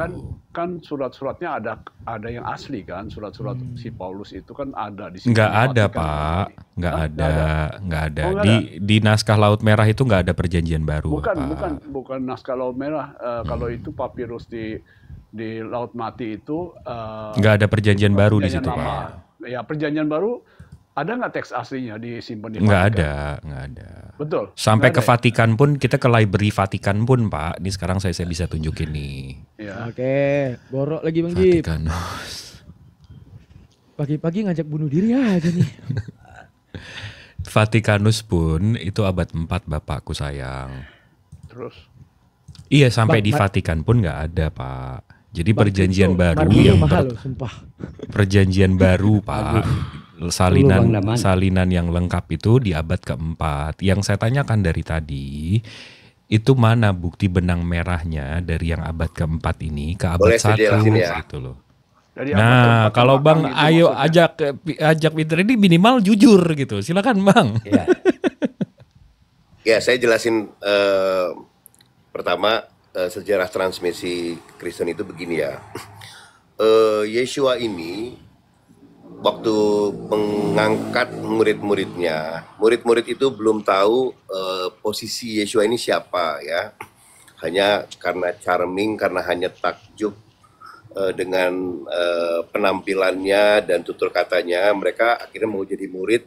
Dengan satu semangat mereka diajak untuk menjala manusia. Jadi posisinya tidak pernah mereka tahu siapa ini, apakah dia nabi, apakah dia Tuhan atau siapa, dia murid-murid nggak ada yang tahu. Makanya seluruh perjalanan kebersamaan dengan Yeshua, murid-murid tidak mengambil inisiatif. Apakah perkataannya harus dicatat? Apakah perkataan yang keluar dari mulut Yeshua ini adalah firman Tuhan? Mereka nggak pernah ada yang mencatat, ya. Jadi jelas tidak mungkin ketemu sebuah tulisan, sebuah catatan yang berasal dari zaman Yeshua. Mustahil, ya. Nah, tetapi apakah ada yang mencatat? Bisa jadi ada, ya. Makanya jauh sebelum ada Injil 4 Injil kanonik, ya, ada banyak Injil yang tidak masuk. Misalnya The Saying of Jesus, ya, Injil Q atau Injil Quell atau Injil Sumber. Nah, itu ada beberapa yang mencatat hanya perkataan Yeshua saja. Ya iseng mungkin iseng-iseng dia catat. Nah, Injil inilah yang menjadi sumber pencatatan Injil 4 tadi ya. Tapi yang pertama yang menulis adalah Markus. Markus menulis itu sekenanya aja apa yang dia ingat. Apa yang dia ingat dia tuliskan, tetapi bukan perkataannya saja, tapi sejarahnya seperti sirah ya. Dia menuliskan pengalamannya dengan Yeshua. Nah, apakah benar-benar dia mampu mengingat semua perkataannya ya? Ya, ada yang mungkin dia ingat, ada yang enggak. Atau mungkin dia juga melakukan observasi dengan bertanya kepada orang lain tentang apa saja yang dicatat tulisan Yeshua ini. Nah, catatan-catatan ini dari tahun ke tahun tidak pernah terbukukan secara utuh ya. Itu catatan Markus tuh berceceran. Nah, enggak semuanya terkumpul. Ada yang sudah terkumpul tapi hilang atau disembunyikan karena saat itu murid-murid Yeshua kan ada dalam posisi yang sedang dikejar-kejar ya. Jadi baru kemudian tulisan itu ditemukan. Tulisan-tulisan itu ada naskah-naskah yang papirus lah, pirailan segala macam ya. Itu tercecer. Nah, tetapi ada beberapa yang sudah membentuk buku di abad 4 itu tadi, makanya ada Vatikanus, ada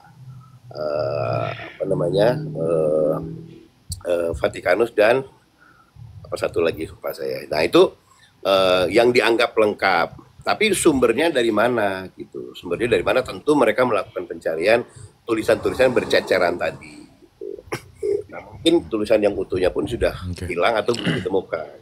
Jadi memang nggak mungkin kita mendapatkan. Gini Pak Jibril, ini saya pancing dulu sedikit. Nggak mungkin mendapatkan sumber tulisan yang sejaman dengan Yeshua, ya karena memang tadi intinya. Oke, gini Pak Ayu jadi Peter. Oke, kita anggap aja nih Markus, Matius, Lukas dan semua apapun itu orang yang benar kemudian menuliskan tentang pandangan mereka terhadap Yesus gitu kan. Namun kenapa di dalam internal kekristenan ada Old dan New Testament? Kenapa harus ada itu, Pak? Otomatis jika Lukas datang memberitakan tentang Yesus, otomatis nggak boleh diubah dong. Segala omongan Lukas. Otomatis jika Matius menerangkan pandangannya terhadap Yesus, otomatis nggak boleh diubah dong. Harus sesuai dengan apa yang dia katakan. Lalu kenapa ada Old dan New Testament? Hajar Bang Jibril, archive kita Bang Jib. Nah, enggak. Saya yang jawab ya. Ini berarti dari tadi memang kayak dengerin iklan ya, nggak ada yang ngejawab ya. Jadi yang menghubungkan antara kodeks di abad ke-4 sama Yesus itu apa gitu loh.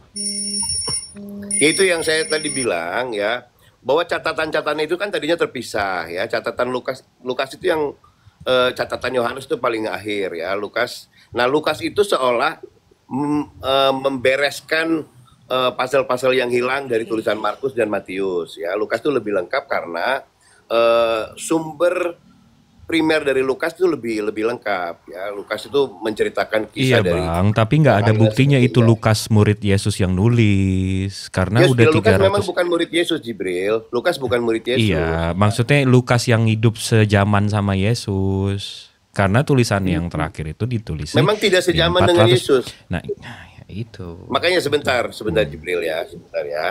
Lukas itu kan menuliskannya di abad pertama, tetapi puluhan tahun setelah Yesus nggak ada. Nah itu mana? Yang abad 1 itu mana? Buktinya dia nulis di abad 1 itu mana? Karena nggak ada, sama sekali nggak ada, gitu loh. Kalau mau lihat tulisannya ada apa enggak? Saya disuruh ke sana nih. Oh bukan. Begini logikanya ya. Logikanya begini ya. Saya cuma logika bukan data ya, logika ya. Jibril ya. Kenapa banyak kitab ditemukan di abad-abad sekarang? Misalnya Topkapi ditemukan, terus Samarkand ditemukan, Birmingham ditemukan. Itu kan berarti sempat hilang, Jibril. Ya kita nggak pernah tahu. Tapi ya. ada carbon datingnya Bang, ada carbon datingnya. Saya paham. Bagaimana nanti jika abad sekarang ditemukan Alkitab yang berasal dari abad pertama kan bisa jadi. Bila nanti ya, itu cita-cita sama angan-angan ya. Oke. Enggak, iya, logikanya begitu. Ya, bila mana nanti akan mungkin tapi kan bila kita punya, harus. Nah, tetapi gitu ya. Jibril, kita kan punya acuan. Abad keempat sudah dianggap lengkap, walaupun belum terlalu lengkap ya. Ada banyak ayat yang belum termasuk ke dalam kodeks itu. Tetapi logikanya ini sama ya. Ketika kita menemukan yang terbaru ditemukan ternyata berasal dari abad yang lebih lama gitu. Kan kayak Birmingham kan ditemukannya kemudian, tetapi berasal dari abad sejaman dengan Nabi Muhammad kan begitu. Iya, ini udah 2000 tahun. Ini udah 2000 tahun sejak kejadian. Jadi ambil logikanya aja, maksud saya ambil logikanya. Oke. Mari kita berharap gitu ya. Oke. Oh jangan gitu dong. Sebelum kalian menemukan Birmingham juga kan kalian nggak. Kami ada hafalan. Makanya tadi saya tunjukin juga sanad hafalan, hafiz. Naskah yang tertua itu kan menjadi bukti bahwa Al-Quran pernah ada di zaman yang itu, gitu loh. Tapi sebelum ditemukan kita nggak punya bahan untuk. Ini kan sekarang zaman lebih modern, mungkin kelak ada juga ditemukan lagi. Banyak kok, banyak yang hilang yang ditemukan lagi. Assalamualaikum warahmatullahi wabarakatuh. Saya sedikit saja sebelum turun ya. Bagaimana kalau abang kan punya logika, saya juga punya logika. Bagaimana kalau logika Anda salah? Wah celaka Anda. Gitu aja Bang Daman, saya izin turun. Bang Ade. Assalamualaikum warahmatullahi wabarakatuh. Oke. Nah, makasih Bang. Assalamualaikum warahmatullahi wabarakatuh. Saya izin turun ya. Waalaikumsalam warahmatullahi wabarakatuh. Jadi sedikit juga saya tambahkan ya kawan-kawannya, bahwasanya Al-Quran itu tidak pun ditemukan yang di Birmingham. Halo, tidak pun yang ditemukan yang di kebenaran. Lihat dulu, tidak pun ditemukan yang Birmingham. Tradisi oral itu, tradisi hafalan itu sudah turun temurun, bahkan hampir seluruh para sahabat dan sahabiah di zaman para rasul itu adalah para penghafal. Dan Al-Quran ini bukan seperti kitab-kitab lainnya. Al-Quran ini selalu dibacakan dalam sholat berjamaah. Bahkan setiap tahunnya dilakukan verifikasinya di bulan Ramadan, sholat tarawih. Imam di mana-mana membacakan 1 juz 1 malam.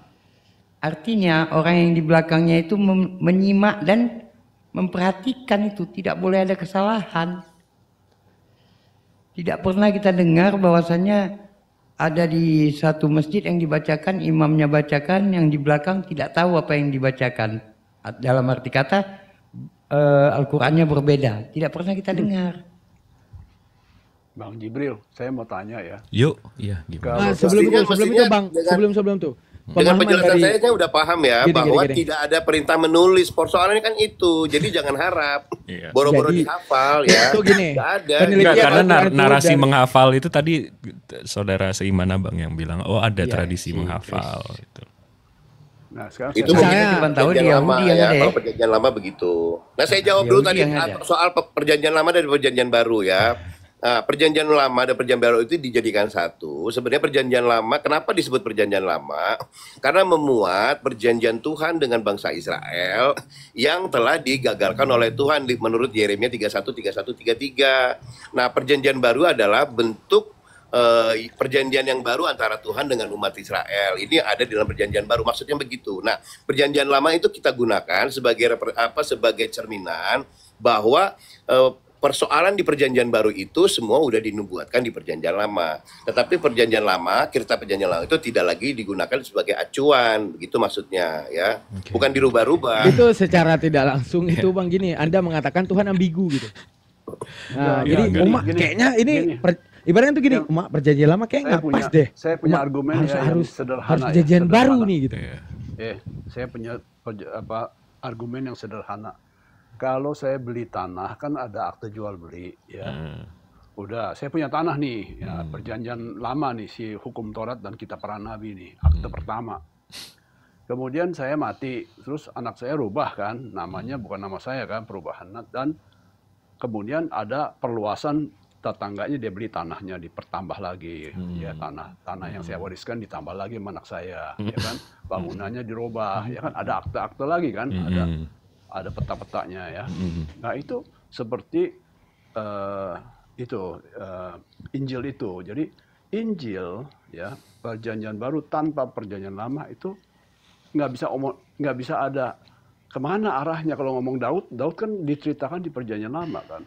Ya kan, kalau di dalam perjanjian baru menyetir kepada Adam itu ceritanya kan ada di kitab Kejadian. Jadi kalau perjanjian lamanya nggak ada, mau cerita apa? Jadi omon-omon gitu loh. Jadi angan-angan gitu. Nah, oke, bentar. Nih Bang Jibril ngajak bunuh diri dah. Misalnya gini Bang, apa namanya itu? Aku dan Bapak adalah satu. Menunjukkan semua ideologi. Tunggu Bang. Semua ideologi daripada Bapak adalah ideologi daripada Yesus. Itu udah pasti. Sekarang gini Bang. Ketika kita dapati narasi dari belum lanjut. Enggak bentar. Ketika Bapak bawa analogi tadi tanah yang kemudian ada anak meneruskan tanah tersebut dengan nama yang lain, otomatis petanya benar. Otomatis luas tanahnya benar. Segalanya benar, cuma beda tanda tangan. Menunjukkan apa? Ide sang Bapak, apa itu yang kemudian menjadi hak sang Bapak sama dengan hak sang anak. Sekarang gini, di perjanjian lama disebutkan Tuhan bukan manusia, di perjanjian baru Tuhannya manusia. Menunjukkan apa? Ini kok beda. Ibaratnya gini, ketika dua tanda tangan yang kemudian itu sama, kok beda narasi gitu Pak? Orang kita lagi ngomong soal dokumenter nih, bukti dokumenter. Enggak, karena Bapak bawa analogi surat tanah tadi. Saya nangkap tuh. Nggak usah ke teologi dulu, nggak usah. Buktiin. Kita mesti buktiin dulu, karena kita mau membandingkan nih. Contoh nih, kalau ketuhanan Islam itu berdasarkan Al-Quran. Al-Quran dari mana? Tadi saya udah tunjukin carbon datingnya, sumbernya itu dari Rasulullah yang menerimanya. Nah kita mau bandingin nih sama Abang soal ketuhanan Abang. Ketuhanan Abang didasarin apa? Perjanjian baru. Begitu kita cek benang merahnya nggak ada ke Yesus. Jadi apa ini? Ini sama aja. Dan ada tadi yang ngomong oh ini cerita turun menurun. Lah apa bedanya sama Kiroro Jonggrang yang habis itu ditulis 400 tahun setelah itu gitu loh nggak? Saya dulu dong. Ya silakan. Jadi kan tadi itu tanah saya cuma 300 meter ya, begitu saya mati anak-anak beli yang sebelahnya jadinya mungkin 650 meter ya kan, dibuatkan aktenya kan. Nah, biasanya dijual tuh Bang kalau udah mati bapaknya. Jangan ngomong isi. Jadi si perjanjian lama jangan dirubah, jangan diapa-apain, diemin aja ya. Jangan diutak-utik satu iota pun jangan dipindahkan. Nah, kemudian ada Injil ya. Kemudian habis Injil Al-Qur'an kan. Nah, Al-Qur'an tanpa ada Injil, tanpa ada perjanjian Musa dengan kitab-kitab para nabi, itu nggak bisa berdiri sendiri sebab dia mau ceritain apa? Al-Qur'an nggak bisa berdiri sendiri. Nggak bisa dong. Dia ngomong Pak, ini saya membatalkan, ini yang dari tadi saya lakukan Pak, membatalkan kitab Bapak otentik. Eksistensi kitab Bapak, itu saya batalkan. Itu membuktikan Al-Quran bisa menjelaskan dirinya sendiri, berdiri sendiri gitu loh Pak. Gini. Kalau saya ya, Al-Quran ini nggak seperti perjanjian baru yang mesti bergantung terhadap perjanjian lama Pak. Nggak ada semua kitab sebelum ini juga Al-Quran bisa gitu loh, nggak ada masalah. Gini. Kan Bang Jib salah Bang Jib. kalau yang namanya bergantung, ya kalau yang namanya bergantung perjanjian baru itu sesuai dengan perjanjian lama, bukan malah berkelahi, bukan adu jotos. Tapi Jibril hati-hati loh ngomong gitu ya. Pertama begini, Islam itu kan menyempurnakan agama-agama sebelumnya, termasuk kitab sebelumnya. Jadi kalau kamu hilangkan ini ya nggak berdiri sendiri ya, kamu Islam muncul tanpa makna. Tuh, langsung dipelintir kan. Ini yang lain paham maksud saya apa memang beliau niatnya melintir tuh? Enggak, terus kamu juga gini tadi Jibril bilang kalau turun temurun itu kayak Roro Jonggrang, nggak boleh gitu. Hadis juga turun temurun, diceritakan dari sini, diceritakan ada sanadnya. Tapi bersanad bos. Yang disebut sanad itu kan cerita turun temurun dong Jibril. Ada sanadnya. Iya, itu sanad itu disandarkan kepada siapa ya. Lalu perawinya itu turun temurun. Perawinya dilihat lagi bos. Jangan menghina dengan itu mengatakan Roro Jonggrang, janganlah. Bukan. Tapi nggak bisa disamakan bang, itu namanya dengan pembawa cerita. Sebentar ya, cerita turun-temurun itu adalah bentuk tradisi, memang zaman itu memang begitu, dihafal, diceritakan turun-temurun. Makanya ada hadis, menceritakan ini oleh ini, itu turun-temurun. Para penghafal hadis memang berniat dia menghafal hadis bang, bukan cuma dengan cerita. Ya, saya gugat ucapannya Jibril bilang katanya itu kayak Roro Jonggrang. Berbeda abangku. Nggak boleh gitu dong, maksudnya itu aja. Berbedanya. Itu nanti kena lagi ke hadis, bang. Saya justru jangan ada menghina gitu lah Roro Jonggrang. Itu gitu, namanya satir bang. Tadi saya cocokin sama Harry Potter sebelum abang datang. Tadi kan bilang Nabi Lut ya. Janganlah. Bukan begitu ya kan. Terus kalau nggak ada perjanjian lama kita Nabi Lut nggak begitu. Jadi menurut abang kami belajar soal Nabi Lut di kitab abang? Bukan, maksudnya ketika Al-Quran bilang Nabi Lut itu orangnya baik, maksum ya kan. Tapi Nabi Lut yang mana? Ya kita mesti, ya Al-Quran bilang baca dong itu perjanjian kitab sebelumnya tuh yang namanya Taurat. Di mana tuh bang? Di mana tuh dibilang tuh? Kami disuruh baca kitab sebelumnya. Di dalam Taurat. Di Al-Quran bilang Ajib sama anaknya bang. Musa dikum itu kan kitab-kitab sebelumnya ya kan, membenarkan kitab yang sebelumnya. Ketika orang yang mulia seperti Lut ataupun Lot dikatakan dan difitnah, ajib sama anaknya. Turunnya Al-Quran di akhir sejarah membenarkan kembali bahwa orang yang mulia tidak akan pernah memberitakan hal tersebut. Ini saya mesti luruskan nih. Yang lain dibuang, dihapuskan dari muka bumi, hilang ya. Terus Al-Quran berdiri sendiri. Dia bilang, oh tidak, Nabi Lut tidak seperti begitu. Nah, bang, ibaratnya gini analogi paling mudah bang ya. Ketika ada orang itu bentar, ini penting banget nih. Ketika ada orang bodoh yang mengatakan lembu adalah kecoa, disitulah Daman datang untuk kemudian mengatakan lembu adalah lembu bukan kecoa. Anda mau milih lembu adalah kecoa bagaimana? Masih ada orang yang masih ada bukti bahwa lembu itu kecoa, ada yang ngomong. Jadi kitab perjanjian lama masih ada dulu dong. Bagaimana? Berarti adalah ini bang, lembu adalah kecoa. Daman. Oke, lanjut Bang Jib. Bang Daman, mereka pikir kita begitu belajar soal Nabi Ibrahim itu kita baca buku mereka. Mereka pikir begitu. Bukan, saya nggak bilang kopi. Itu Jibril, nggak gitu. Justru kalau Islam membenarkan misalnya ya tuduhan bahwa Lot ini begini di kitab perjanjian lama, itu diperbaiki di Quran. Artinya harus ada buktinya bahwa Lot itu kan buktinya ada di kitab perjanjian lama gitu maksudnya Jibril. Jadi jangan dihilangkan. Islam ini nggak bisa berdiri sendiri. Misalnya gini ya. Kok nggak bisa berdiri? Yesus tidak disalibkan lah. Ya, yang dibenarkan yang mana? Oh, karena Injil menyatakan Yesus disalib. Itu diperbaiki oleh Quran itu dong. Sudah. Jadi harus ada buktinya. Jadi nggak bisa berdiri sendiri kalau dibilang Yesus tidak pernah disalibkan lah. Ceritanya nggak ada gimana? Ya ceritanya mau hafal. Kenyataannya ada yang ceritanya sebentar. Nggak ke situ loh Jibril. Kayaknya Jibril sebentar. lebih benar ya. Silakan sebentar, Jibril, saya luruskan. Lurusin coba. Jadi kita asumsikan tiga kitab ini benar tiga-tiganya dari Tuhan. Ya, kita asumsikan 3 kitab ini atau 4 kitab ini memang dari Tuhan. Kita asumsikan. usah begitu, Jibril. Tunggu Makanya- sebentar dong. Sebentar, nggak boleh gitu ya, Jibril ya. Waduh, panik. Saya udah jelasin tadi perjanjian baru itu Waduh. hasil Bang, tulisan beganja dulu deh, dari biar tenang. murid-muridnya ya. Aduh. Jadi bukan dari Tuhan ya, Aduh, bukan pewahyuan. Bang, Nggak beganja boleh- nggak dulu. boleh disejar-sejarkan Sebatang, dulu. 2 batang Bukan, gitu kan kita- Siap tuh tenang gitu. Santai dong. Maksudnya ini baru jam 7.27 Nah, hari makanya, Bang, Sabtu. itu Kok bukan, pada bukan emosi? pewahyuan, Bang. Sebentar. Jangan disejajarkan semuanya, Bang. Suaranya masing-masing ada yang parau, ada Iya. yang garing. Sebentar, gitu kan. sebentar. Santai semua santai Sebentar. kok. Nih, kita asumsikan 4 kitab ini semua berasal dari Tuhan. Ya, tapi yang mana yang terjaga? Kita lihat carbon datingnya, kita lihat sanatnya, kita lihat benang merahnya.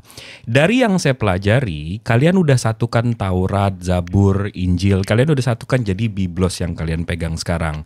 Itu nggak ada benang merahnya ke si penerima wahyu. Sementara Al-Quran ini terverifikasi oleh si penerima.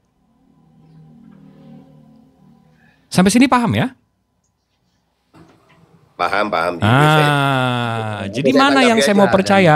Ya Udah, langsung saya Al-Quran. tanggapi aja begini ya. Langsung saya tanggapi ini, ambil logikanya Jibril ya. Sebentar ya. Lukas itu adalah penulis yang bukan penerima wahyu, oke?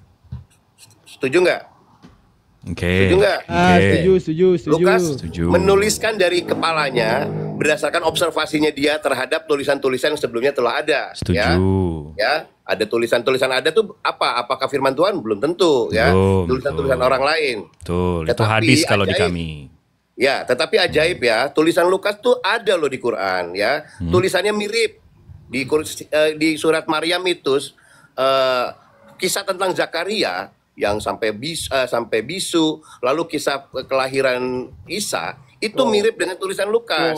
Bagaimana mungkin Lukas yang bukan berasal dari firman Allah, tetapi di-endorse oleh Quran yang menyatakan bahwa Quran adalah firman Allah. Bagaimana bisa? Iya benar. Udah. Itu yang narasi kami. Memang kami nggak boleh menolak sepenuhnya, tapi kami nggak boleh menerima sepenuhnya. Parameter kami dari mana? Dari Al-Quran. Iya, faktanya Lukas bukan firman Tuhan, Jibril. Itu gimana sih Karena kamu? Injil diturunkan Enggak, terhadap Lukas, kita bicara Isa. Lukas. Di Tulisannya Al-Quran bukan itu nggak ada Tuhan. dikasih tahu yang nulis Injil itu Lukas, Matius, Yohanes, nggak ada, Bang. Makanya justru aneh. Tulisannya kok bisa sama dengan tulisan Quran yang diklaim sebagai firman Tuhan. Gini bang, Itu loh. ketika dikatakan Injil yang abang bilang Bibles itu sudah terjadi percampuran, bang. Oh, jangan ngomong Antara- percampuran, bukan. itu tulisan manusia kok. Nggak usah ngomong Oke, percampuran. tulisan manusia, tapi dia bukan kan wahyu. menyelidiki. Tetapi Dengar dulu, ajaib Bang. sekali Dengar di dalam dulu, Quran dengar dulu. itu menjadi Dengar wahyu. Padahal dulu, itu tulisan Bang. Lukas bukan wahyu gitu loh. Saya bisa Kok sama buktikan beritanya? itu. Saya bisa buktikan itu. Abang lihat aja sekarang. Gampangnya gini. Kalau mau melihat keaslian kitab suci itu, lihat dari jenis kalimat yang digunakan. Di dalam Al-Quran semuanya monolog. Tetapi di dalam Bible ada monolog, ada dialog, ada pernyataan orang ketiga yang merupakan pendapat orang ketiga. Ya karena Biblos bukan firman Tuhan, gitu Ya dong. itu dia saya bilang. Ya justru Ketika karena dia- bukan firman Tuhan, seyogyanya tidak bisa di Quran menuliskan kisah yang sama dengan yang bukan firman Tuhan. Karena Quran kan firman Jadi Tuhan. kalau itu yang benar nggak boleh sama. Aneh. Bener gimana sih? Nggak bener. Enggak, samanya di mana? Dari mana Lukas tahu bahwa Yesus ini lahir tanggal segini hari ini? Nggak mungkin tahu. Berarti dia ngarang-ngarang Lukas. Tetapi kok bisa di karangan Lukas ini bisa ada di Quran gitu loh. Paham nggak kalian ini? Ya, bentar lagi Ya, Bang. kalau Sabar, merokok ketika dulu. kisah itu adalah hal yang sebenarnya, hal yang kenyataannya ya kalau harus Ya sama nggak ya bisa sama. dong. Nggak bisa dong. Karena apa? Itu kisah ditulis oleh manusia, merupakan hasil Iya, karya ditulis manusia. hasil karya tulis Hasil seorang manusia. penyelidikannya kan, hasil penyelidikannya kan. Enggak, di mana sih? Di mana sih? Di mana sih? Tunggu sebentar. Di mana sih Al-Quran menukil Lukas? Bukan menukil, kisahnya sama. Oke. Habis itu ada tulisan-tulisan di luar itu juga ada. Kenapa Al-Quran menukil Lukas ya? Enggak, saya nggak bilang menukil. Aduh, gimana sih? Ini ya, ada jadi sebentar ya, Jibril saya jelasin logikanya. Mudah saja kok ini ya. Ada catatan yang hasil wartawan dari seorang bernama Lukas yang entah dari mana sumbernya, yang kamu bilang tadi nggak ada sanadnya, nggak bersanad. Dia tiba-tiba nulis, apalagi berasal dari abad keempat katanya. Kisah yang dituliskan, kejadian yang abad pertama dituliskan di abad 4 katanya. Menurut kamu kan begitu. Dia begitu tulisannya menulis tentang kisah kelahiran Yohanes Pembaptis oleh Zakaria. Zakaria ngomong ke Tuhan, oh gimana bisa, istri saya sudah tua, nanti kamu akan jadi bisu. Kan begitu. Itu kisahnya jelas sekali begitu di dalam Lukas. Tetapi aneh kenapa ada di Maryam. Ya, kisahnya mirip. Walaupun tidak sama, mirip kejadiannya bahwa Zakaria bisa bisu. Oke, dah. Ini dulu. Oke, ketika ada penyematan, benar. Ketika ada penyematan, misalnya kambing adalah lembu. Oke, ada yang mengatakan kambing adalah lembu. Namun kita nggak mau terima nih orang yang bilang kambing adalah lembu. Namun ketika disebutkan kambing yang namanya lembu berkaki 4, apakah kemudian kambing tidak berkaki 4? Sama seperti dikatakan, ini Rabbi wa Rabbukum fa'buduh dalam Al-Maryam. Ini Tuhanku dan ini Tuhanmu, maka sembahlah dia, inilah jalan yang lurus. Kita lihat di Lukas 4 ayat 8. Ya, Lukas 4 ayat 8, ini Tuhanku dan ini Tuhanmu, maka sembahlah dia. Match nggak? Match. Apakah match di tentang kebenaran tidak boleh ditulaskan? Bukan rasul, dia siapa? Nggak jelas. Makanya saya bilang tadi, ketika narasi bisa nggak usah teriak-teriak nggak? Sesuatu, bisa nggak usah teriak-teriak nggak? Bukan soal bisa nggak usah jika teriak-teriak. Ini konklusi akal, kenapa tidak disematkan? Misalnya gini, kita menolak kambing dan lembu. Kambing adalah lembu, kita tolak. Tapi ketika disebutkan lembu berkaki 4 sama seperti kambing, kenapa harus kita tolak? Sama seperti disebutkan dalam Maryam, ini Tuhanku dan ini Tuhanmu, maka sembahlah dia. Kenapa kita harus menolak Lukas? Jika yang benar maka benar, jika yang salah maka salah, Pak. Ya kalau Lukas ini siapa kok bisa dibenarkan oleh Quran? Masih nggak ngerti deh. Nggak bisa dong, karena Bang, gini. Ketika ada ayat yang mengatakan kambing, ketika ada ketika dikatakan kambing adalah lembu, maka kita tolak. Di akal kita nggak mungkin yang namanya kambing adalah lembu. Namun jika dikatakan kedua binatang ini kakinya 4, masa kita tolak juga? Sama seperti dikatakan dalam Al-Maryam, ini Rabbi wa Rabbukum fa'buduh, hadza siratul mustaqim. Disebutkan dalam Lukas 4 ayat 8, ini Tuhanku dan ini Tuhanmu, inilah jalan yang lurus. Masa kita tolak juga? Ini kan konsekuensi logik, Pak. Dia lagi sarkas itu, Bang. Dia lagi sarkas. Paham? Enggak, kamu udah bicaranya. Jadi Quran membenarkan tulisan Lukas yang dituduhkan. Nah, di mana itu Al-Quran membenarkan tulisan Lukas? Membenarkan kebenaran. Mengkonfirmasi. Dia lagi sarkasme dia ngejek. Mengkonfirmasi, ya kan. Membenarkan tuh mengkonfirmasi betul apa yang ditulis di Injil tentang si Yahya Pembaptis itu. Ya kalau itu kejadian yang sebenarnya kenapa tidak? Ya, kalau itu sebenarnya kenapa tidak? Maksudnya Shema Israel Adonai Elohinu Ehad. Musa menyatakan Tuhan itu satu. Kul huwallah juga mengatakan Tuhan itu satu. Lah kenapa tidak diterima orang konsekuensi logik? Paham? Apakah itu Shema Israel Yahova? Apakah itu jadinya apakah nama Allah itu Yahova? Jangan gitulah. Gimana sih? Konsekuensi harus matang dulu dalam bertanya gitu. Ini saya sapa dulu nih, Kang Chan. Assalamualaikum warahmatullahi wabarakatuh. Oke. Assalamualaikum. Bahwa Shema Israel itu mengatakan Yahova Ehad, bukan Allah Ehad, bukan. Oke. Ya, beda. Ya, oke, fine. Siap. Enggak, berarti kita udah nggak mau bahas soal benang merah dan seterusnya lagi ya. Nggak akan dapat itu, Bang. Udah nggak akan dapat itu, Bang. Benang merah tuh udah bukti dokumenter, tapi isi. Sekarang kita lagi bicara. Iya, kalau mau bahas kitab yang nggak ada sanad dan nggak ada benang merahnya itu ya ngobrol ya itu tadi saya bilang ngobrol cita-cita mangan-angan. Jadi saya undur diri aja. Gosip aja. Kalau Ya udah dibilang- jelas tuh. Saya undur diri dulu ya. Tidak ada benang merahnya yang tidak bersanad. Abang-abangku di Ternyata sini. dikisahkan ulang di Quran. Ya, Ya, jadi benang merahnya di Al-Quran nggak menceritakan Lukas, di Al-Quran menceritakan Isa-nya, paham nggak sih? Menceritakan konsekuensi logik yang seluruh manusia punya akal. Tahun sebelumnya Maha benar Allah dengan segala firman-Nya. Assalamualaikum.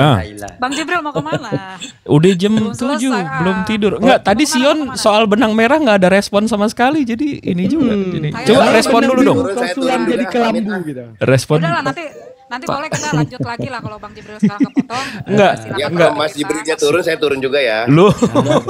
Pak Yo jadi pintar itu harusnya Baru aja mau main filsafat kita saran ya. suci. Pak Yo jadi pintar itu harusnya buka koma sama Bang Jibril berdua. Nanti belajar ke Bang Jibril bagaimana cara Nggak usah. bertanya. Saya yang perlu belajar sama dia. Merumuskan gimana. pertanyaan. Terus bagaimana bagaimana cara mendengar yang baik. Saya kira itu Minimal cara berpikir. ya berpikir Semuanya itu sama lah, semuanya sama. Kang Jan, Enggak, ini saya mau minta maaf nih sama Bang Ayo jadi pintar kalau Roro Jonggrang tadi menyikut, maaf Ya, ya, kalau itu- Afwan, maaf. Nggak ada maksud. Ya, dimaafin. Cuma, itu cuma satir untuk ngajak berpikir itu aja. Ya. Saya juga santai kok. Kang Chan mah diambil hati aja. Udah. Nih.